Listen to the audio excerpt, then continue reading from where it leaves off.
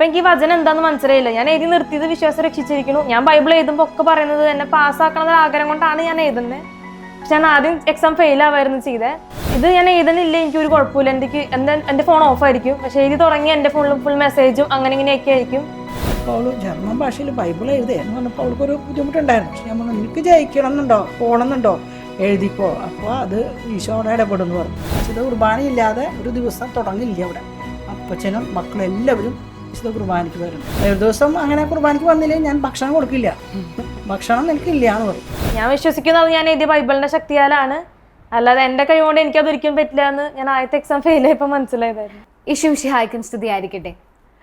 അങ്ങയുടെ വചനം എൻ്റെ പാദങ്ങൾക്ക് വിളക്കും പാതയിൽ പ്രകാശവുമാണ് എന്ന തിരുവചനത്തെ ഏറ്റെടുത്തുകൊണ്ട് ഇന്ന് കേരള കത്തോലിക്ക സഭയ്ക്ക് തന്നെ മാതൃകയായിട്ടുള്ള ഒരു വ്യക്തിത്വത്തിനുടമയാണ് എന്ന് എൻ്റെ മുമ്പിലായിരിക്കുക.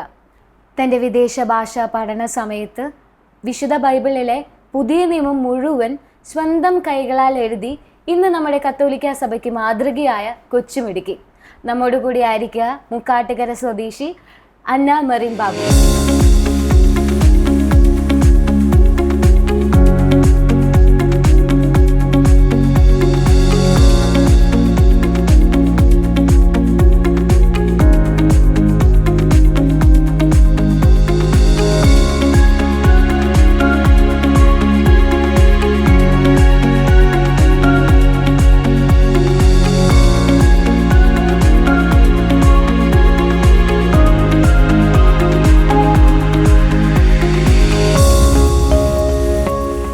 സ്തുതിയായിരിക്കട്ടെ അന്ന. ഗുഡ്നസ് ടിവിയുടെ ഈ പ്രോഗ്രാമിലേക്ക് അന്നയെ സ്നേഹപൂർവ്വം സ്വാഗതം ചെയ്യുകയാണ്. യുവത്വത്തിന് തന്നെ മാതൃകയാണ്. ബൈബിൾ എഴുതുക എന്ന് പറയുന്നത് അത്ര എളുപ്പമായിട്ടുള്ളൊരു കാര്യമല്ല. ഈ കൊച്ചു പ്രായത്തിൽ തന്നെ മലയാളത്തിനപ്പുറത്ത്, മലയാള ഭാഷയ്ക്ക് അപ്പുറത്ത് തന്നെ ജർമ്മനിയിലാണ് ഇന്ന് അന്ന ബൈബിൾ എഴുതിയിരിക്കുന്നത്. എന്താണ് ബൈബിൾ എഴുതാനുണ്ടായിട്ടുള്ള പ്രചോദനം? അമ്മ ഇതിൻ്റെ ഓൾറെഡി മലയാളം വേർഷൻ എഴുതിയിട്ടുണ്ടായിരുന്നു. അപ്പോൾ അമ്മയ്ക്ക് മലയാള ഭാഷ നന്നായി അറിയാവുന്നതിന് അമ്മ മലയാളം എഴുതി. അപ്പോൾ ഞാൻ ആ സമയത്ത് ജർമ്മൻ പഠിക്കാൻ ചേർന്നിരിക്കുകയായിരുന്നു. അപ്പോൾ ഞാൻ ഒരു പുതിയ ഭാഷ പഠിക്കുമ്പോൾ ആ ഭാഷയിൽ എനിക്ക് എന്തെങ്കിലും ചെയ്യാൻ പറ്റിയാൽ കൊള്ളാമെന്ന് തോന്നിയിട്ടായിരുന്നു ഞാൻ ബൈബിൾ എഴുതിയത്. അമ്മേനെ കണ്ടിട്ടായിരുന്നു ഞാൻ ബൈബിളിലോട്ട് എഴുതാൻ സ്റ്റാർട്ട് ചെയ്തത്. പിന്നെ എനിക്ക് ഇത് ബൈബിൾ എഴുതാനായിട്ട് ഞാൻ ആദ്യം എനിക്കറിയാവുന്ന ഒരു അച്ഛൻ എനിക്ക് വാട്സപ്പ് വഴി ആപ്പ് അയച്ചു തന്നിട്ട് അതുവഴിയായിരുന്നു ഞാൻ എഴുതിയിരുന്നത്. പിന്നെ ഞാൻ ജർമ്മൻ പഠിക്കാൻ ചെന്ന ഇൻസ്റ്റിറ്റ്യൂഷനിലത്തെ ഡയറക്ടർ എനിക്ക് അവിടുത്തെ ബൈബിൾ തന്നു, ജർമ്മൻ ബൈബിൾ തന്നു. എന്നിട്ട് അത് നോക്കിയിട്ടായിരുന്നു ഞാൻ കുറച്ചൊക്കെ എഴുതിയിരുന്നത്. പിന്നെ ആ സമയത്ത് എനിക്ക് അത്രയ്ക്ക് എഴുതാൻ പറ്റില്ലായിരുന്നു, കാരണം എനിക്ക് ക്ലാസ്സും എല്ലാം കൂടി മെയിൻറ്റെയിൻ ചെയ്യാൻ ബുദ്ധിമുട്ടായിരുന്നു. എനിക്ക് ക്ലാസ് ഉണ്ട്, അത് ഞാൻ സ്റ്റഡി അവർ ഉണ്ട്, പിന്നെ നൈറ്റ് പ്രേയേഴ്സൊക്കെ ഉണ്ടാവും. അപ്പോൾ അതിൻ്റെ ഇടയ്ക്ക് ബൈബിൾ എഴുതാൻ എനിക്ക് മാക്സിമം 1 hour കിട്ടിയിരുന്നുള്ളൂ. പക്ഷെ അത് കഴിഞ്ഞ് ഞാൻ കോഴ്സ് കഴിയണ ആ ഒരു സമയം ഫെബ്രുവരിയോട് കൂടിയാണ് ഞാൻ കൂടുതലായിട്ട് ബൈബിൾ എഴുതാൻ തുടങ്ങിയത്. എൻ്റെ കോഴ്സ് കഴിഞ്ഞ് ഞാൻ വീട്ടിൽ വന്ന സമയത്ത് എനിക്ക് വേറൊന്നും പ്രത്യേകിച്ച് ഒന്നും ചെയ്തിരുന്നില്ല. അപ്പോൾ ആ സമയത്ത് ഞാൻ ബൈബിൾ കുറച്ചുകൂടി ദിവസം ഒരു 3 to 4 hours സ്പെൻഡ് ചെയ്ത് ഞാൻ ബൈബിൾ എഴുതാൻ തുടങ്ങി.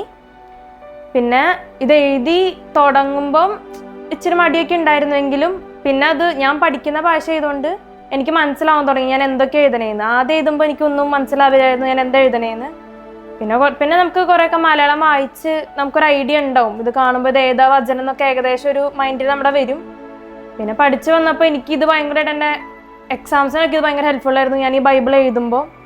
അപ്പം അങ്ങനെയാണ് ഞാൻ ഈ ബൈബിൾ എഴുതി കംപ്ലീറ്റ് ആക്കാൻ എനിക്ക് പറ്റിയത്. ഈ ബൈബിൾ എഴുതുന്ന യാത്രയിൽ നമ്മോടൊപ്പം ഉണ്ടായിരിക്കും കുറേ നമ്മുടെ കുടുംബം ഉണ്ടായിരിക്കും, നമ്മുടെ കൂട്ടുകാരുണ്ടായിരിക്കും. എങ്ങനെയായിരുന്നു അവരുടെയൊക്കെ ഒരു സപ്പോർട്ട്? അമ്മ തുടക്കം മുതലേ സപ്പോർട്ടായിരുന്നു. കാരണം അമ്മയാണ് എന്നോട് പറഞ്ഞത് നീ ഇതിലൊന്ന് ട്രൈ ചെയ്ത് നോക്കാൻ.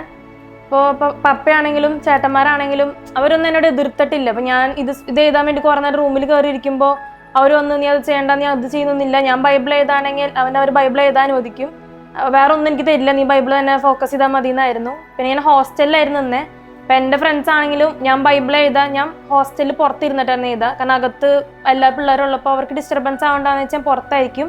പക്ഷെ ഞാൻ പുറത്ത് ബൈബിൾ എഴുതുമ്പോൾ അവരെന്നെ ഒന്ന് ശല്യപ്പെടുത്തോ, അല്ലെങ്കിൽ ആ സമയത്ത് അവർ ഫോൺ നോക്കുന്ന ടൈമായിരിക്കും. പക്ഷെ എൻ്റെ അടുത്തോട്ട് വരില്ല, അവർ റൂമിൽ തന്നെ ഇരിക്കും. അപ്പം ഞാൻ ബൈബിൾ എഴുതാൻ മറക്കുമ്പോൾ അവരെന്നെ പറയും എന്നെ നീ ബൈബിൾ എഴുതിയിട്ടില്ല കേട്ടോ എന്ന് എൻ്റെ അടുത്ത് വന്ന് പറയും. അപ്പോൾ എനിക്ക് തോന്നുന്നു അത് വലിയൊരു സപ്പോർട്ടീവ് ആയിരുന്നു. ഞാൻ ബൈബിൾ എഴുതി കഴിഞ്ഞിട്ടും അവരെന്നെ എപ്പോഴും കോൺടാക്ട് ചെയ്യും. എൻ്റെ ഇവിടുത്തെ ഫ്രണ്ട്സ് ആണെങ്കിലും ഞാൻ ഇപ്പോൾ ഇതൊക്കെ എഴുതുമ്പോൾ ചിലപ്പോൾ നമുക്ക് ഒരു പുറത്തോട്ടൊക്കെ വിളിക്കുമ്പോൾ ചിലപ്പോൾ ബൈബിൾ എഴുതായിരിക്കും ഞാൻ. പക്ഷെ ഇവരാണ് ഭയങ്കര സപ്പോർട്ടീവായിട്ട് നീ അത് എഴുതിക്കോ. ഇപ്പോൾ എഴുതി കഴിയുമ്പോഴാണെങ്കിലും അവർ വലിയൊരു സപ്പോർട്ടീവ് ആയിരുന്നു. എൻ്റെ ഫാമിലിയും ഫ്രണ്ട്സൊക്കെ ഭയങ്കര സപ്പോർട്ടീവ് ആയിരുന്നു എനിക്ക്. സാധാരണ രീതിയിൽ നമ്മൾ കേട്ട് വരാറുള്ള ഒരു കാര്യമാണ് പരിശുദ്ധാത്മാവാണ് നമ്മളെ വചനം എഴുതാനായിട്ട് നമ്മളെ സഹായിക്കുന്നതെന്നൊക്കെ. അപ്പോൾ അന്ന ബൈബിൾ എഴുതുമ്പോൾ പരിശുദ്ധാത്മാവ് സഹായിക്കുകയായിരുന്നു, ഈശോ നമ്മളെ എഴുതാൻ സഹായിക്കുന്നുണ്ട്, പരിശുദ്ധ അമ്മയുടെ ഒരു തണൽ എപ്പോഴും കൂടെ ഉണ്ടായിട്ടുണ്ട്. എന്താണ് ഇന്ന് നമ്മളോട് ഒരു ഈശോയെ കുറിച്ചിട്ടുള്ള അനുഭവം അന്നയ്ക്ക് ഇന്ന് പറയാനായിട്ടുള്ളത്? ഞാൻ ഇൻസ്റ്റിറ്റ്യൂഷനിൽ പഠിച്ച് ഞാൻ A1 A2 ഒക്കെ പാസ്സായി വന്നു. പിന്നെ B1 ഞാൻ പുറത്തു പോയി എഴുതേണ്ട പരീക്ഷയായിരുന്നു.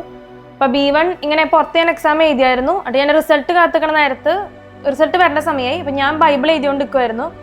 ഞാൻ എഴുതി ഫുൾ സ്റ്റോപ്പ് ഇട്ട വചനം എൻ്റെ വിശ്വാസം തന്നെ രക്ഷിച്ചിരിക്കണം എൻ്റെ വചനം എഴുതി ഞാൻ ഫുൾ സ്റ്റോപ്പ് ഇട്ടപ്പോഴായിരുന്നു എനിക്ക് അപ്പൻ്റെ ഫോൺ വന്നത്, റിസൾട്ട് വന്നു എന്ന് പറഞ്ഞിട്ട്. പക്ഷെ അതിൽ 2 ഫെയിലായി, 2 ഞാൻ പാസ്സായി. അപ്പം എനിക്ക് ഈ വചനം എന്താണെന്ന് മനസ്സിലായില്ല. ഞാൻ എഴുതി നിർത്തിയത് വിശ്വാസം രക്ഷിച്ചിരിക്കുന്നു. ഞാൻ ബൈബിൾ എഴുതുമ്പോൾ ഒക്കെ പറയുന്നത് എന്നെ പാസ്സാക്കണമെന്ന ആഗ്രഹം കൊണ്ടാണ് ഞാൻ എഴുതുന്നത്. പക്ഷെ ഞാൻ ആദ്യം എക്സാം ഫെയിലാവായിരുന്നു ചെയ്തത്. എനിക്കത് എന്താണെന്ന് മനസ്സിലായില്ല. അതുകൊണ്ട് ഞാൻ അത് വീണ്ടും കണ്ടിന്യൂ ചെയ്തു. ബൈബിൾ എഴുതൽ ഞാൻ നിർത്തിയില്ല. അത് കഴിഞ്ഞ് ഞാൻ നാട്ടിലേക്ക് വന്ന് ഞാൻ കുറച്ചുകൂടി സമയം സ്പെൻഡ് ചെയ്ത് എഴുതാൻ തുടങ്ങി. ഞാൻ 3-4 മണിക്കൂറൊക്കെ ഇതിന് വേണ്ടി എടുക്കാൻ തുടങ്ങി. അത് കഴിഞ്ഞ് ഞാൻ പരീക്ഷയ്ക്ക് പോയപ്പോൾ ഉള്ളിൽ നല്ല പേടി ഉണ്ടായിരുന്നു. പക്ഷെ ഞാൻ എഴുതുന്ന വചനത്തിൻ്റെ വിശ്വാസത്തിൽ ഞാൻ പോയി എഴുതി. അന്നത്തെ എക്സാമിൽ എനിക്ക് തോന്നി ഞാൻ 100-ൽ 95% മാർക്ക് വാങ്ങിച്ചിട്ടായിരുന്നു പാസ്സായത്. അതിനുശേഷം ഞാൻ എഴുതിയ പരീക്ഷകളെല്ലാം ഞാൻ പാസ്സാവായിരുന്നു. ഞാൻ B2 പാസ്സായി, എനിക്ക് ഇൻ്റർവ്യൂ കിട്ടി, എനിക്ക് വിസ വന്നു, എല്ലാം ഒരു പ്രോബ്ലം ഇല്ലാതെ എനിക്ക് വന്നു. ഞാൻ വിശ്വസിക്കുന്നത് ഞാൻ ഏത് വചനത്തിൻ്റെ ശക്തിയാലാണ്. കാരണം ഞാൻ കാണുന്നുണ്ട് എൻ്റെ കൂടെ പഠിക്കുന്ന പിള്ളേർക്ക് അതിൻ്റെ പോലെ ഉണ്ടാകുന്ന ബുദ്ധിമുട്ടുകളും എല്ലാം ഫേസ് ചെയ്യുമ്പോൾ ഞാൻ ഒരു പ്രോബ്ലം ഇല്ലാണ്ട് അതിൽ കൂടെ സിമ്പിളായി വന്ന ആളായിരുന്നു. അപ്പോൾ ഈ പരീക്ഷ പാസ്സാവുന്ന ഒട്ടും എളുപ്പമില്ലാത്ത കാര്യമാണ്. അത് ഇത്രയും പെട്ടെന്ന് ഞാൻ പഠിച്ച് പാസ്സായിട്ടുണ്ടെങ്കിൽ ഞാൻ ഫെബ്രുവരിയിൽ കോഴ്സ് തീർത്തു, മെയ് ആകുമ്പോഴേക്കും ഞാൻ എക്സാം പാസ്സായി. എനിക്ക് തോന്നുന്നു അത് അങ്ങനെ ആർക്കും പെട്ടെന്ന് പറ്റുന്ന ഒരു സാധനമല്ല. ഞാൻ വിശ്വസിക്കുന്നത് ഞാൻ എഴുതിയ ബൈബിളിൻ്റെ ശക്തിയാലാണ്, അല്ലാതെ എൻ്റെ കൈ കൊണ്ട് എനിക്കത് ഒരിക്കലും പറ്റില്ല എന്ന് ഞാൻ ആദ്യത്തെ എക്സാം ഫെയിലായപ്പോൾ മനസ്സിലായതായിരുന്നു.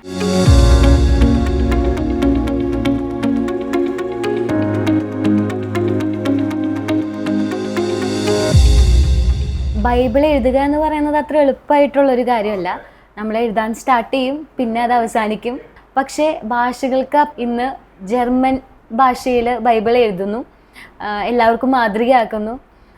എന്താണ് ഈ സമയത്ത് ഈ യാത്രയിൽ ഉണ്ടായിരുന്ന ഒരു വെല്ലുവിളി എന്ന് പറയുന്നത്?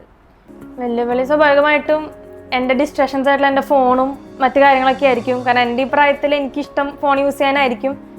പിന്നെ ഞാൻ പറഞ്ഞ പോലെ ഞാൻ ഇത് എഴുതാതിരിക്കുമ്പോഴായിരിക്കും ഇല്ലാത്ത മെസ്സേജുകളൊക്കെ എനിക്ക് വരിക.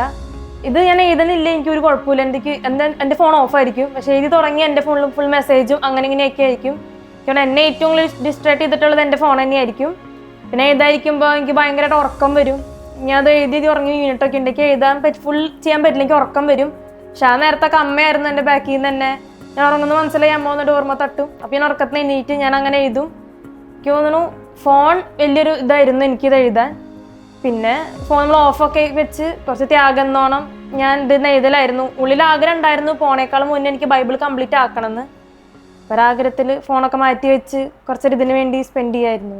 ഈ യാത്രയിൽ ഏറ്റവും കൂടുതൽ സപ്പോർട്ടീവായിട്ടുണ്ടായിരുന്നത് അന്നയുടെ കുടുംബമായിരുന്നു. കുടുംബത്തെ പറ്റി ഒന്ന് പരിചയപ്പെടുത്താമോ? എൻ്റെ പപ്പ ബാബു എന്നാണ് പേര്. അപ്പൻ ഇതുപോലെ പുറത്തായിരുന്നു, ഇപ്പം നാട്ടിൽ ബിസിനസ്സാണ്. അമ്മ ജെസ്സി, അമ്മ കാറ്റിസ് അധ്യാപികയാണ്, കാറ്റിസം പഠിപ്പിക്കും. പിന്നെ പള്ളിയിലൊക്കെ എല്ലാ ഇതിലും ആക്റ്റീവാണ് അമ്മ. പിന്നെ എനിക്ക് 3 ചേട്ടന്മാരാണുള്ളത്. പിന്നെ എനിക്കൊരു സിസ്റ്റർ ഇൻ ലോ ഉണ്ട്, ഒരു നീസ് ഉണ്ട്. എൻ്റെ ആദ്യത്തെ ചേട്ടൻ ഒരു വൈദികനാണ്, പഞ്ചാബ് ജലന്ധർ രൂപതയ്ക്ക് വേണ്ടി വർക്ക് ചെയ്യാണ്, ഫാദർ ജോസഫ് പാറേക്കാടൻ. എൻ്റെ രണ്ടാമത്തെ ചേട്ടൻ ആൻ്റണി ബാബു, ചേട്ടൻ്റെ വൈഫ് അഞ്ജു ആൻ്റണി, അവർക്കൊരു കുഞ്ഞാവയുണ്ട് എമറിൻ മറിയ ആൻ്റണി, അവർ കാനഡയിൽ സെറ്റിൽഡ് ആണ്.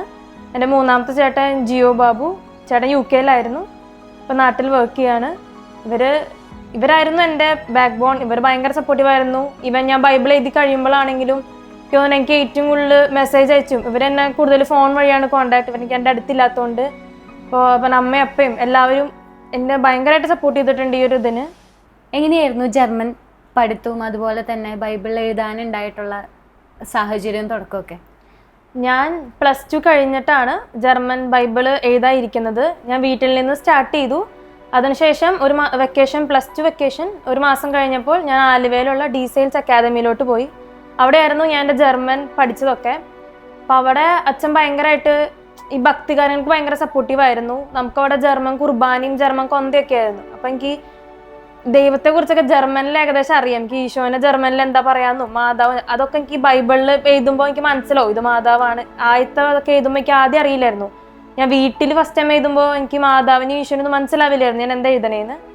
അവിടെ ചെന്ന് അവിടെ ജർമ്മൻ കുർബാന ജർമ്മൻ കൊന്തയൊക്കെ കൂടുമ്പോൾ നമ്മൾ നന്മ നിറഞ്ഞു വരുമ്പോൾ ജർമ്മനിൽ ചെല്ലുമ്പോൾ ഓട്ടോമാറ്റിക്കലി നമുക്ക് മാതാവിനെ മനസ്സിലാവും.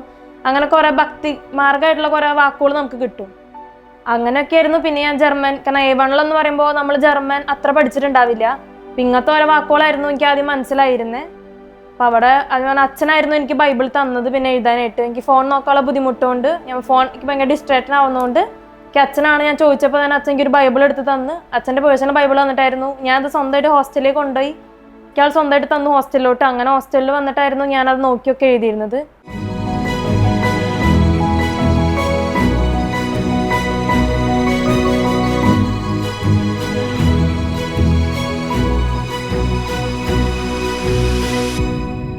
ജെസ്സി ആൻറ്റി ഒരു സൺഡേ സ്കൂൾ അധ്യാപികയാണ്. ഏറ്റവും കൂടുതൽ എന്നെ ഇൻസ്പയർ ചെയ്തത് ആൻറ്റിയിൽ നിന്ന് തന്നെയാണ്. അന്ന അത് പറഞ്ഞു കഴിഞ്ഞു. എന്താണ് ആൻറ്റി അവളെ ഇൻസ്പയർഡ് ആവാനായിട്ടുണ്ടായ ഒരു കാരണം? മോള് +2 പഠിക്കുന്ന വരെ നീറ്റ് എഴുതണം, ഡോക്ടർ ആവണം എന്നൊക്കെയായിരുന്നു ആഗ്രഹം. പക്ഷേ അതിനുള്ള എൻട്രൻസിനൊക്കെ അവൾ പോയിരുന്നു. ഡിസംബറിലെ എക്സാം കഴിഞ്ഞതോടുകൂടി പറഞ്ഞു, അമ്മ എനിക്ക് നീറ്റ് എനിക്ക് കിട്ടില്ല, അത്ര ഭയങ്കര ടഫാണ്, എനിക്ക് പറ്റില്ല. അപ്പോൾ വേണ്ട, നിനക്ക് ഇഷ്ടമുള്ളത് നീ തിരഞ്ഞെടുത്തോളെന്ന് പറഞ്ഞു. അങ്ങനെയാണ് +2 കഴിഞ്ഞോട് കൂടിയിട്ടാണ് മാതാവി വിമൽ ഹൃദയ പ്രതിഷ്ഠ എന്നൊരു പുസ്തകം ഉൾക്കാരോ കൊടുത്തു. അപ്പോൾ ഞാൻ പറഞ്ഞു, മോൾ പ്രാർത്ഥിക്കുക എന്താണ് ആവേണ്ടതെന്നുള്ളത് ഈശോ നമുക്ക് കാണിച്ചു തരുമെന്ന് പറഞ്ഞു. അങ്ങനെ അത് വായിച്ചുകൊണ്ടിരിക്കലാണ് ഇങ്ങനെ ഒരു ഇത് അവൾക്ക് വന്ന. ഈ മൊബൈലിൽ തന്നെയാണ് വന്നത്. ഇങ്ങനെ ജർമ്മനിയിൽ പോയിട്ട് നഴ്സിംഗ് പഠിക്കാൻ ജർമ്മൻ ഭാഷ പഠിക്കണം എന്നുള്ളൊരു ഐഡിയ അവൾ പറഞ്ഞു. അപ്പോൾ ഞാൻ അന്വേഷിച്ചപ്പോൾ ജർമ്മൻ ഭാഷ പഠിക്കണമെങ്കിൽ ഭയങ്കര ടഫാണ്, പെട്ടെന്നൊന്നും പാസ്സാവില്ല എന്നുള്ളൊരു അറിവ് എനിക്ക് ലഭിച്ചു. അപ്പോൾ ഞാൻ പറഞ്ഞു മോളോട്, മോളെ ഇത് പഠിച്ച് പാസ്സാവണമെന്നുണ്ടെങ്കിൽ നമുക്ക് ആകെ ഒരൊറ്റ മാർഗ്ഗം ഞാൻ കണ്ടുള്ളൂ, വചനം എഴുതിക്കോ. ജർമ്മൻ ഭാഷയിൽ വചനം എഴുതി കഴിഞ്ഞാൽ ഈശോ ഇടപെടും, അത് അമ്മയ്ക്ക് ഷുവർ 100-ൽ 150% ഉറപ്പാണെന്ന് പറഞ്ഞു. അപ്പോൾ അവൾ ജർമ്മൻ ഭാഷയിൽ ബൈബിൾ എഴുതേ എന്ന് പറഞ്ഞപ്പോൾ അവൾക്കൊരു ബുദ്ധിമുട്ടുണ്ടായിരുന്നു. പക്ഷെ ഞാൻ പറഞ്ഞു, നിനക്ക് ജയിക്കണം എന്നുണ്ടോ പോകണമെന്നുണ്ടോ എഴുതിക്കോ, അപ്പോൾ അത് ഈശോ അവിടെ ഇടപെടുമെന്ന് പറഞ്ഞു. അങ്ങനെയാണ് ഏപ്രിൽ ഒരു മാസം വെക്കേഷൻ ഉണ്ടായുള്ളൂ +2 കഴിഞ്ഞിട്ട്. മെയ് 1-ാം തീയതി ഈ DSALS അക്കാഡമിയിൽ അവൾക്ക് ക്ലാസ് തുടങ്ങുകയാണ്. അപ്പോൾ ഏപ്രിൽ മാസത്തിൽ ഞാൻ പറഞ്ഞു, മോളെ എഴുതുന്നുണ്ട്. ഞാൻ വേഗം ഇവിടെ ഞങ്ങൾക്ക് തൃശ്ശൂർ ബൈബിൾ പ്രേക്ഷിതത്വം എന്നിട്ടൊരു ഇതാണ്, അതുകൊണ്ട് ഞാനും എഴുതിയത്. അവിടെ നമുക്കൊരു ബണ്ടിൽ എഴുതാനുള്ള പേപ്പർ കിട്ടും. അപ്പോൾ ആ പേപ്പർ പോയി വാങ്ങിച്ചു, പേന വാങ്ങിച്ചു കൊടുത്തിട്ട് പറഞ്ഞു, നീ എഴുത്, നിനക്ക് നിൻ്റെ വിജയം ഉറപ്പാക്കണം എന്നുണ്ടെങ്കിൽ വചനം എഴുതിക്കൊള്ളാൻ പറഞ്ഞു. അങ്ങനെ എനിക്ക് നല്ല വിശ്വാസം ഉണ്ടായിരുന്നു. വചനം എന്ന് പറയുന്നത് അത് നമ്മുടെ വിശ്വാസത്തിൻ്റെ ഉറവിടാണ്. എത്രയൊക്കെ പറഞ്ഞാലും എത്ര മോശമായ രീതിയിലായാലും വചനത്തിൽ കൂടെ നേരിലായിട്ട് വരാൻ നമുക്ക് പറ്റും. പ്രത്യേകിച്ച് പുറത്തൊക്കെ പോയി പഠിക്കണതാണ്. അപ്പം നമ്മുടെ ഇത്ര നാൾ എൻ്റെ കൂടെ ഉണ്ടായിരുന്നിട്ട് പുറത്ത് പോയിട്ട് പഠിക്കുമ്പോൾ അവിടെ ഒരു തരത്തിലും സാത്താൻ്റെ ബന്ധനത്തിൽ വീഴരുത്. അതിന് ഏറ്റവും വലിയ ശക്തിയാണ് വചനം. അങ്ങനെയാണ് മോളെ അവൾക്ക് വലിയ ഇഷ്ടമൊന്നും ഉണ്ടായിരുന്നില്ല എഴുതാൻ. നിർബന്ധിക്കും ഞാൻ. മൊബൈൽ ഈ പ്രായത്തിൽ അവരെ കുറ്റം പറയാൻ പറ്റില്ല. ഈ പ്രായത്തിൽ മൊബൈൽ ആകെ +2 എക്സാം കഴിഞ്ഞിട്ട് പിന്നെ മൊബൈൽ നോക്കാൻ കിട്ടുന്നൊരു അവസരമല്ലേ. ഞാൻ പറഞ്ഞു, കുറച്ച് സമയം നീ ഇത് എഴുതിയേ പറ്റൂ, നിനക്ക് ജർമ്മൻ ഭാഷ പഠിച്ച് പാസ്സാവണമെന്നുണ്ടെങ്കിൽ നീ ഇത് എഴുതണം എന്ന് പറഞ്ഞിട്ടാണ് തുടങ്ങിയത്. പിന്നെ അതങ്ങോട്ട് അവൾ കംപ്ലീറ്റ്. ഞാൻ അവിടെ വെച്ച് പഠിക്കുമ്പോൾ ഞാൻ ഫോൺ ചെയ്യുമ്പോൾ ചോദിക്കും, ഇന്ന് എഴുതിയാന്ന് ചോദിക്കും. ഇന്ന് എഴുതിയാമ്മേ ശരിക്കും എഴുതിയാ, ഒത്തിരി എഴുതിയുള്ളൂ എന്നൊക്കെ പറയും. ഇവിടെ വന്ന് അവിടുത്തെ കോഴ്സ് കഴിഞ്ഞോട് വന്നപ്പോൾ ഞാൻ അതൊക്കെ പെട്ടെന്ന് കംപ്ലീറ്റ് ആക്കണം, എനിക്കൊരാഗ്രഹം. അപ്പോൾ ഇവളുടെ മറ്റ് B2 ലെവൽ പാസ്സാവണോ, ഇൻ്റർവ്യൂ പാസ്സാവണോ, ഇതൊക്കെ തമ്പുരാൻ്റെ കൃപയാണ്. അപ്പോൾ നമുക്കിതിനൊക്കെ സഹായിച്ചത് അവിടുത്തെ ഫാദറാണ്. ഫാദറിനൊരു ഗിഫ്റ്റായിട്ട് ഇത് നീ കൊടുക്കണം, അതായിരുന്നു എൻ്റെ ഒരു ആഗ്രഹം. അങ്ങനെ അപ്പോൾ ഇത്രയും ഫേമസ് എന്നാവുന്നത് നമ്മൾ ഒരിക്കലും പ്രതീക്ഷിച്ചിട്ടില്ല. വചനം എഴുതി ലാസ്റ്റ് ഞങ്ങൾക്ക് പാരൻസിൻ്റെ ഒരു മീറ്റിംഗ് ഉണ്ടായിരുന്നു. അപ്പോൾ ഞാൻ പറഞ്ഞത് ഗിഫ്റ്റായിട്ട് അച്ഛന് കൊടുക്കണം എന്നിട്ട് ഗിഫ്റ്റായിട്ട് കൊടുത്തതാണ്. അപ്പോൾ ഞങ്ങൾക്ക് ഒരിക്കലും ഇങ്ങനെ ഇത് ഇത്ര വലിയൊരു കാര്യമാണെന്ന് എനിക്ക് തോന്നിയിട്ടില്ല. എന്ന് വെച്ചിട്ടുണ്ടെങ്കിൽ അത് ഇത്രയും ഫേമസ് ആവേണ്ട ഒരു കാര്യം എനിക്ക് തോന്നിയില്ല. പക്ഷെ അച്ഛൻ അത് വാങ്ങിച്ച് വെച്ചു. പക്ഷെ അച്ഛൻ അപ്പോൾ ഒന്നും പറഞ്ഞില്ല. പിന്നെ 2 ദിവസം കഴിയുമ്പോൾ അച്ഛൻ പറഞ്ഞു, ഇത് നിസ്സാര കാര്യമല്ല. അച്ഛൻ പറഞ്ഞു, ഇത് നിസ്സാര കാര്യമല്ല, നിങ്ങളെ ഓണർ ചെയ്യണം, അന്നാമറിനെ ഓണർ ചെയ്യണം, നിങ്ങളെ പാരൻസായിട്ട് വരണം എന്നുള്ളത് ഞങ്ങളെ അക്കാഡമിയിലേക്ക് വിളിച്ച് എല്ലാവരുടെ മുമ്പിൽ വെച്ചിട്ട് ഞങ്ങളെ നന്നായിട്ട് ആദരിച്ചു അച്ഛൻ. അപ്പോഴാണ് ഇതിപ്പോൾ ഇത് മീഡിയയിലൊക്കെ വരാൻ കാരണം അങ്ങനെ ഒരു ഇത് വന്ന കാരണമാണ്. അപ്പോൾ അതറിഞ്ഞപ്പോൾ ഇടവക തലത്തിൽ വലിയച്ഛനും കൊച്ചച്ഛനും പറഞ്ഞു അവിടെ ഇതാക്കിയപ്പോൾ പോരാ, മറ്റു കുട്ടികൾക്കൊരു ഇൻസ്പിറേഷനാണ്, ജന്മം പഠിക്കുന്ന കുട്ടികൾക്കൊരു ഇൻസ്പിറേഷനാണ്. അപ്പോൾ അത് ഇവിടെയും നമുക്ക് ആദരിക്കണം. കഴിഞ്ഞ സൺഡേ ഈ ഇടവകയിൽ മോളെ നന്നായിട്ട് ആദരിച്ചു. അപ്പോൾ അത് കഴിഞ്ഞപ്പോഴാണ് ഇവിടുന്ന് ഗുഡ്നസിൻ്റെ ഇതാണ്. അപ്പോൾ ഇത് നമ്മൾ അത്ര പ്രതീക്ഷയില്ല, പക്ഷെ വചനത്തിൻ്റെ മുമ്പിൽ ദൈവം എത്രമാത്രം നമ്മൾ ഉയർത്തുന്നുള്ളത് ഈ ഒരു സംഭവത്തിൽ കൂടെ മക്കൾക്കും അവൾക്കും വിശ്വാസത്തിൽ വന്നു. ഇപ്പോൾ അപ്പയിലും ബ്രദേഴ്സൊക്കെ ആണെങ്കിലും അവരൊന്നും ഇത്രയും വിചാരിച്ചിട്ടില്ല. പക്ഷേ ഇത് മറ്റുള്ളവരിങ്ങനെ പറഞ്ഞപ്പോഴാണ് ഇത്രയും ദൈവത്തിൻ്റെ വചനത്തിൻ്റെ ശക്തി ശരിക്കും ഇപ്പോഴാണ് എൻ്റെ കുടുംബത്തിൽ ഇവർ മനസ്സിലാക്കുന്നത്. Jessie aunty already Malayalam Bible മുഴുവനായിട്ട് എഴുതിയിട്ടുണ്ട്. അത് എഴുതാനുണ്ടായിട്ടുള്ള ഒരു ഇൻസ്പിറേഷൻ എന്തായിരുന്നു? അത് ഞങ്ങൾക്ക് ഈ തൃശ്ശൂർ രൂപതയിൽ മാതൃവേദി എന്ന ഒരു സംഘടന ഉണ്ടല്ലോ, അവിടെ ഞങ്ങളോട് കഴിഞ്ഞ 2024 പറ്റാവുന്ന എല്ലാ അമ്മമാരും ബൈബിള് എഴുതണം എന്നും പറഞ്ഞിട്ട് ഒരു നിർദ്ദേശം രൂപതയിൽ നിന്ന് ഞങ്ങൾക്ക് കിട്ടി. അപ്പോൾ എനിക്ക് വചനത്തിനോട് എനിക്ക് ഭയങ്കര ഇഷ്ടമാണ്. വചനം വായിക്കുക, ഒരു ലോഗോസ് അതിലൊക്കെ പങ്കെടുക്കുക, ഭയങ്കര ഇഷ്ടമുള്ളൊരു കാര്യം. വചനത്തോട് എനിക്ക് പണ്ട് മുതലേ ഭയങ്കര താല്പര്യമാണ്. അപ്പോൾ ഞാൻ വിചാരിച്ചു എഴുതണം, അത് എഴുതാവുന്നതല്ലേ. അപ്പോൾ അങ്ങനെ ഞാൻ എഴുതിയപ്പോൾ കുറേ തടസ്സങ്ങൾ വന്നു. വചനം എഴുതിക്കൊണ്ടിരിക്കലാണ് ഞങ്ങളുടെ വീട് കത്തുന്ന ഒരു സിറ്റുവേഷൻ ഉണ്ടായി. ഇപ്പോൾ കാണുന്ന വീടല്ലായിരുന്നു, ഷോർട്ട് സർക്യൂട്ട് കൊണ്ട് വീട് കത്തി. പക്ഷേ ഈ വചനം എഴുതുന്ന പേജും ഇതും ഞാൻ അവിടെ കവറിലാക്കി എഴുതി കഴിയുമ്പോൾ വെച്ചിട്ട് പുറത്തേക്ക് പോയതാണ്. പക്ഷേ അതിനൊരു കേടുപാടും വന്നില്ല. എന്നിട്ട് പിന്നെ ഞാൻ ഞങ്ങൾക്ക് ജൂലൈയിൽ തുടങ്ങി ഡിസംബറിൽ കംപ്ലീറ്റ് ആക്കണം എന്നുള്ള ഒരു ടാർഗറ്റ് പറഞ്ഞിട്ടുണ്ടായിരുന്നു. അപ്പോൾ പക്ഷേ വീട് കത്തിയെങ്കിലും ആ ഒരു ഇതൊക്കെ കഴിഞ്ഞിട്ട് ഞാൻ അത് ഡിസംബറിന് മുൻപ് എഴുതി തീർത്തു. അത് ഞങ്ങളെ തൃശ്ശൂർ ഉപതലത്തെ കുറേ അമ്മമാരെ എഴുതി അന്ന് ഞങ്ങളെല്ലാവരെയും അവിടെ ആദരിച്ചു. അപ്പോൾ നമ്മൾക്ക് വചനത്തിൻ്റെ ശക്തി നമുക്കത് ഇത്രയും വലിയൊരു അപകടത്തിൽ നിന്നാണ് ഞങ്ങളെ രക്ഷപ്പെടുന്നത്. ഞാനിവിടെ വീട്ടിലുണ്ടായിരുന്നെങ്കിൽ ഞാനും കത്തിപ്പോകേണ്ട ഒരു സിറ്റുവേഷനായിരുന്നു. പക്ഷേ മാതാവ് പുറത്തേക്ക് പോകേണ്ട ഒരു ഞാൻ പോയി. അപ്പോഴാണ് വീട്ടിൽ ആരും ഉണ്ടായിരുന്നില്ല, അപ്പോഴാണ് വീട് കത്തുന്നത്. അപ്പോൾ അതൊക്കെ നമുക്ക് മനസ്സിലാവുന്നത് നമ്മളെല്ലാവരും വന്ന് പോലീസും ഫയർഫോഴ്സൊക്കെ വന്നപ്പോൾ പറഞ്ഞാൽ വീട്ടിലാളുണ്ടെങ്കിൽ അവർ ശരിക്കും പെട്ടെന്ന് പോകുകയും ഇതൊക്കെ വരുമ്പോഴേ. അപ്പോൾ അതിൽ നിന്ന് ദൈവം നമ്മളെ പലതരത്തിലും നമ്മൾ രക്ഷപ്പെടുത്തിയിട്ടുണ്ട്. എൻ്റെ മോള് 2.5 വയസ്സുള്ളപ്പോൾ ടെറസിൻ്റെ മുകളിൽ നിന്ന് വീണിട്ടുണ്ട്. അപ്പോൾ അവിടെ നിന്നൊക്കെ ഒരു പോറൽ പോലും ഇല്ലാതെ രക്ഷിച്ചത് തമ്പുരാൻ്റെ കൃപയാണ്. അപ്പോൾ ഞാൻ ചെറുപ്പം മുതലേ ഞാൻ വിശ്വാസത്തിൻ്റെ കാര്യത്തിൽ അതിൽ മായം ചേർക്കാൻ ഞാൻ താല്പര്യപ്പെടില്ല. അപ്പോൾ കാറ്റിസം 15 വർഷമായി മുടങ്ങാണ്ട് പോയിട്ട് 12 വർഷം മുടങ്ങാണ്ട് പോയി അവൾ രൂപതയെ സമ്മാനം മേടിച്ചു. ഞാനും കാറ്റിസം ടീച്ചർ എന്ന നിലയിൽ മുടങ്ങാതെ പോയിട്ട് ഞാനും സമ്മാനം വാങ്ങിച്ചു കണ്ടിന്യൂസ് ആയിട്ട്. നമുക്ക് ജീവിതത്തിൽ പല ഇപ്പോൾ കുറേ കുറേ പ്രശ്നങ്ങളൊക്കെ ഉണ്ടാവും. പക്ഷെ കാറ്റിസം കഴിഞ്ഞിട്ടേ മറ്റെന്തുള്ളൂ എന്നുള്ള ഒരു അത് മക്കളെയും അങ്ങനെ വളർത്തി ഇവരെല്ലാവരും വിശ്വാസത്തിൽ വളർത്താൻ സാധിച്ചു. അത് ആ വിശ്വാസം ഉള്ളിൽ നമുക്കത്രയും സാന്നിധ്യം, ദൈവത്തിൻ്റെ ഈശോൻ്റെ സാന്നിധ്യം ശരിക്കും അനുഭവിച്ച് അറിഞ്ഞൊരു വ്യക്തിയാണ് ഞാൻ. അപ്പോൾ അതുകൊണ്ട് എനിക്ക് ആ ഒരു കാര്യത്തിൽ ഒരു തരത്തിലും ഞാൻ ഇവരൊക്കെ ആൺമക്കൾ നമുക്കറിയാം ഇപ്പോഴത്തെ കാലഘട്ടത്തിൽ പിള്ളേരൊക്കെ പറയുമ്പോൾ വിശുദ്ധ കുർബാനയ്ക്ക് പോകാമെന്നൊക്കെ പറയുമ്പോൾ അത്ര സുഖമുള്ള കാര്യമില്ല. പക്ഷേ ഞാൻ നിർബന്ധം പറയും, വിശുദ്ധ കുർബാനയില്ലാതെ ഒരു ദിവസം തുടങ്ങില്ല അവിടെ. അപ്പച്ചനും മക്കളും എല്ലാവരും വിശുദ്ധ കുർബാനയ്ക്ക് വരണം. അപ്പോൾ മോൻ കളിയൊക്കെ ഉണ്ടാകുമ്പോഴേ ഫുട്ബോൾ കളിയൊക്കെ ആകുമ്പോൾ പുലർച്ചയും അങ്ങനെയുള്ള കളികൾ വരുമ്പോൾ ഉറക്കത്തിൽ പെട്ടിട്ട് രാവിലെ കുർബാനയ്ക്ക് എണീക്കാൻ വരും. അപ്പോൾ ഒരു ദിവസമൊക്കെ ഞാൻ പറയും പറ്റില്ല കുർബാനയ്ക്ക് വരണം എന്ന് പറയും. കളിന് കണ്ടോ, പക്ഷെ കുർബാന കളഞ്ഞിട്ടുള്ള കളി വേണ്ടാന്ന് പറയും. അപ്പോൾ ഇപ്പോഴത്തെ തലമുറയിൽ അത് ഇതാവില്ല. പക്ഷേ ഒരു ദിവസം അങ്ങനെ കുർബാനയ്ക്ക് വന്നില്ലെങ്കിൽ ഞാൻ ഭക്ഷണം കൊടുക്കില്ല, ഭക്ഷണം നിനക്കില്ല എന്ന് പറയും. അങ്ങനെ 2 ദിവസമൊക്കെ പട്ടിണി കിടക്കുമ്പോൾ തന്നെ വരും. അങ്ങനെ 4 മക്കളെയും വിശ്വാസത്തിൽ വൈദികനായാലും മറ്റു മക്കളൊക്കെ വിശുദ്ധ കുർബാന വചനം അത് ജീവിതത്തിൻ്റെ അതിൻ്റെ ആ ഒരു അനുഗ്രഹം ഈ കുടുംബത്തിൽ അത്രമാത്രം ദൈവം തന്നുകൊണ്ടിരിക്കുന്നു, തന്നിട്ടുമുണ്ട്, ഇനിയും തരും എന്നുള്ള പ്രതീക്ഷയിലാണ്. വലിയ വലിയ അപകടങ്ങളൊക്കെ ഉണ്ടായിട്ടുണ്ട്, കാർ ആക്സിഡൻറ്റ് അതുപോലെ മരണപ്പെടേണ്ട എല്ലാ സാഹചര്യങ്ങളും ഉണ്ടായിട്ടും തമ്പുരാൻ നമ്മളെ കൈപിടിച്ചുയർത്തുന്ന ഒരു അനുഭവം കുടുംബത്തിനുണ്ട്. അപ്പോൾ എല്ലാവർക്കും അത് വിശ്വാസത്തിൽ നിലനിൽക്കുന്നതുകൊണ്ട് തന്നെയാണ്. ആൻറ്റി പറയുകയുണ്ടായി വിശുദ്ധ കുർബാന മുടങ്ങാതെ കാണണം, ഇല്ലെങ്കിൽ ഭക്ഷണം കൊടുക്കില്ല എന്നുള്ള ഒരു കാര്യം വരെ ആൻറ്റി പറയുകയുണ്ടായി. എന്താണ് നിങ്ങളെ വിശുദ്ധ കുർബാന കാണാനും അതുപോലെ തന്നെ നമ്മുടെ ജീവിതത്തിൽ അത് പ്രാവർത്തികമാക്കാനും അങ്കിള് ഇന്ന് ഈ കുടുംബത്തിന് നൽകുന്ന ഒരു പ്രചോദനം?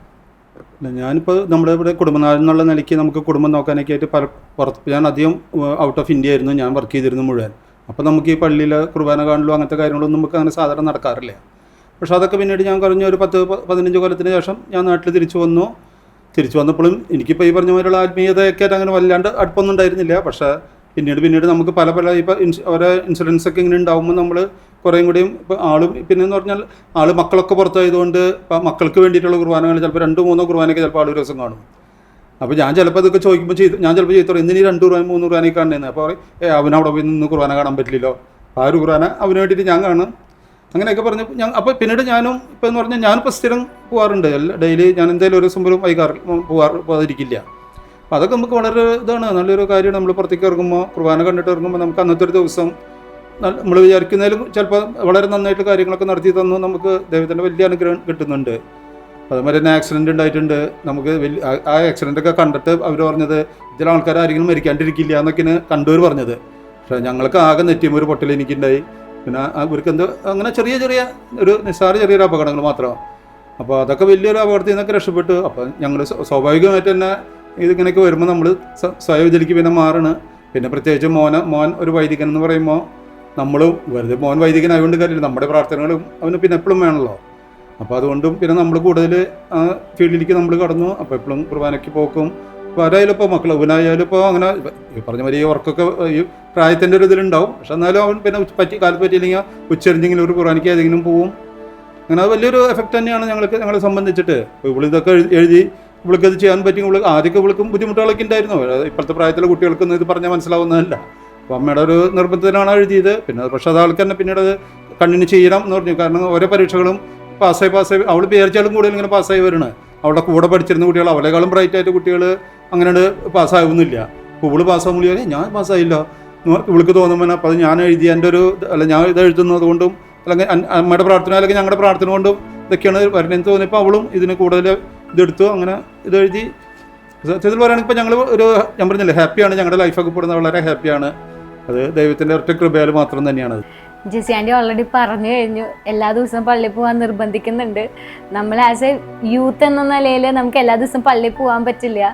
ജോലിക്ക് പോകുന്നു, മടി വരുന്നു, ഫോൺ ഉണ്ടായിരിക്കും, അതൊക്കെ നമ്മൾ നേരിടുന്ന വെല്ലുവിളികളാണ്. എങ്ങനെയാണ് ഈ സാഹചര്യങ്ങളൊക്കെ മറികടന്ന് നമ്മുടെ കുടുംബം ഇന്നിപ്പോൾ നമ്മുടെ ഫാമിലിനെ ഒന്ന് നോക്കുമ്പോൾ ഒരാൾ മാത്രമല്ല 2 പേര് ബൈബിൾ എഴുതി കേരള കത്തോലിക്ക സഭയ്ക്കും നമ്മുടെ നാടിന് തന്നെ മാതൃകയായിരിക്കുകയാണ്. അപ്പോൾ ചേട്ടൻ എന്നുള്ള നിലയിൽ എന്താണെന്ന് പറയാനുള്ളത്? ഇതുപോലെ ചെറുപ്പത്തിൽ കുർബാനയ്ക്കൊക്കെ പോകാൻ നിർബന്ധിക്കുമ്പോൾ അത് ഭയങ്കര ബുദ്ധിമുട്ടുള്ളൊരു കേസായിരുന്നു. കാരണം നമ്മുടെ ഫ്രണ്ട്സൊന്നും ആരും വരുന്നില്ല. അപ്പോൾ രാവിലെ നേരത്തെ എനിക്ക് പോകും വേണം. അപ്പോൾ പിന്നെ അത് ഭയങ്കര ബുദ്ധിമുട്ടായിരുന്നു. പിന്നെ ഓൾട്ടർ ബോയ്സ് അങ്ങനത്തെ സംഘടനകളിലൊക്കെ ചേർന്നപ്പോൾ പള്ളിക്ക് പോകണത് കുർബാനയുടെ ഉപരി സംഘടനാപരമായിട്ട് പള്ളിയോട് ചേർന്ന് നിൽക്കുമ്പോൾ അത് വളരെ സന്തോഷമുള്ള കാര്യമായിരുന്നു. പള്ളിക്കാരായിട്ട് എല്ലാവരോട് വർത്താനം പറയും. അങ്ങനത്തെ രീതി കുർബാനയൊക്കെ അപ്പോഴും സെക്കൻഡറി പോലെയായിരുന്നു. പള്ളിക്ക് പോവും, എന്നാലും കുർബാനയുള്ള തീഷ്ണതയ്ക്ക് വളരെ കുറവായിരുന്നു. പിന്നെ അതിനുശേഷം പോയി അറിയാണ്ട് തന്നെ നമ്മൾ ട്രാക്കിൽ വീണു കുർബാനയുടെ. പിന്നെ കുർബാന നാട്ടിലുള്ളപ്പോൾ ഡെയിലി കാണും. ഞാൻ ഇപ്പോൾ ലാസ്റ്റ് ഒരു 5 year ആയിട്ട് ലണ്ടനിലായിരുന്നു. അപ്പോൾ അവിടെ നമുക്ക് ഡെയിലി പോലെ പ്രാക്ടിക്കലി പോസിബിൾ അല്ല. അപ്പോൾ ഫ്രൈഡേസും സൺഡേസും ആണെങ്കിൽ മലയാളം കുർബാനയും നമുക്ക് ലീവും കാര്യങ്ങളൊക്കെ ഉണ്ടായിരുന്നു. അപ്പോൾ അവിടെ മാക്സിമം പോകാൻ ശ്രമിക്കും. അതിപ്പോൾ പണ്ട് വീട്ടുകാർ നിർബന്ധിക്കുകയായിരുന്നു. ഇപ്പം അങ്ങനെ അവർ നിർബന്ധിക്കാറില്ല. കാരണം നമ്മൾ തന്നെ അറിയാണ്ട് കുർബാനയ്ക്ക് തന്നെ പോകാനുള്ള ഇഷ്ടത്തിലായി തുടങ്ങി. പിന്നെ അതുകൊണ്ട് ഇപ്പോൾ നാട്ടിൽ വന്നപ്പോഴും സ്ഥിരം കുർബാനയ്ക്ക് പോകാനൊക്കെ മാക്സിമം ശ്രമിക്കും. പിന്നെ കഴിഞ്ഞ വേൾഡ് കപ്പും കാര്യങ്ങളൊക്കെ വന്നപ്പോൾ ലേറ്റായിട്ട് കളികളൊക്കെ ഉണ്ടായിരുന്നപ്പോഴാണ് പിന്നെ രാവിലെ എണീക്കേണ്ട അമ്മ ആദ്യം ചോദിക്കും എന്താ കുർബാനയ്ക്ക് വരാണ്ടിരുന്നതെന്നൊക്കെ. അപ്പോൾ വലിയ പ്ലാൻ ചെയ്തിട്ടുണ്ട്, വൈകുന്നേരത്തേക്ക് പ്ലാൻ ചെയ്തിട്ടുണ്ട്. കാരണം കളികളുടെ സമയത്തൊക്കെ അനുസരിച്ച്. അപ്പോൾ വൈകുന്നേരമായിരുന്നു ഒരു ദിവസം കുർബാന എന്തായാലും കാണും. അതിൻ്റെ ശക്തി അനുഭവിച്ചു. അതുകൊണ്ടാണ് അങ്ങനെ തോന്നണത്. അനിയത്തിയും ബൈബിൾ എഴുതിയതിന് ഭയങ്കര സന്തോഷമാണ്. കാരണം അവർ ചെയ്ത പ്രവൃത്തിയിൽ അനുഭവിക്കുന്നത് ഞങ്ങളും കൂടിയാണ് നല്ല കാര്യങ്ങൾ.